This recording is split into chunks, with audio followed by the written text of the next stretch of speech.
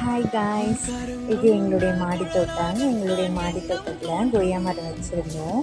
மரம்ன்ற அளவுக்குலாம் அது பெருசாக இருக்காது. என்னுடைய ஹைட்டுக்குமே அது இருக்காது. என் பிள்ளைங்களோட ஹைட்டுக்கு தான் இருக்கும். அதுலேயே பார்த்திங்கன்னா 4 காய் இருந்தது. 3 காய் வந்து கொஞ்சம் செங்காயாக ஆயிடுச்சு.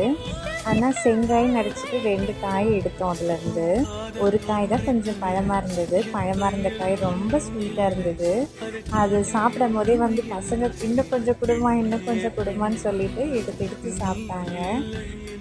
அதுக்கப்புறம் இன்னொரு காய் பார்த்திங்கன்னா லைட்டாக கொஞ்சம் காயாக இருந்தது. அது கொஞ்சம் லைட்டாக துவக்கிற மாதிரி இருந்தது. அது என் பெரிய பையன் சாப்பிட்டுட்டு எனக்கு இது வேண்டாம்மா நீ சாப்பிட்றதே கொடுமா அப்படின்னு சொல்லிட்டு வாங்கிட்டான். திரும்பவும் மேலே வந்து இன்னொரு காயும் பறிச்சுட்டு போயிட்டு 3மே அன்னைக்கே காலி பண்ணிட்டோம்.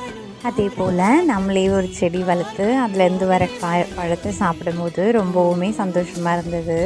ஏன்னா அதில் நம்மளுடைய உழைப்புமே கொஞ்சம் இருக்குது. அதுக்குன்னு அந்த செடிக்காக மெனக்கெட்டு வந்து தண்ணி விடுறதா இருக்கட்டும், அதுக்கு உரம் போடுறதா இருக்கட்டும், எல்லாமே நம்ம பார்த்து பார்த்து பண்ணும்போது அந்த செடியுமே நம்மளுக்காக ஒரு கிஃப்ட் கொடுக்குது அப்படின்னு தோணுச்சு. அது என்னென்னா இந்த பழம் தான். ஏன்னா அதை சாப்பிடும்போது ரொம்ப ஸ்வீட்டாக இருந்தது. நான் உன்னை பார்த்துக்கிட்டதுக்கு எனக்கு சூப்பராக நீ பழம் கொடுத்துருக்கே அப்படின்ற மாதிரி இருந்தது அது. அது எனக்கு தேங்க்ஸ் சொல்கிற மாதிரி இருந்தது. நல்லா இருந்ததுனால நானுமே அந்த பழத்துக்கு தேங்க்ஸ் சொல்கிறேன். ரொம்ப தேங்க்யூ. எங்களுடைய மாடி தோட்டத்துக்கு கொய்யா செடி வரும்போது இப்படி தான் இருந்தது.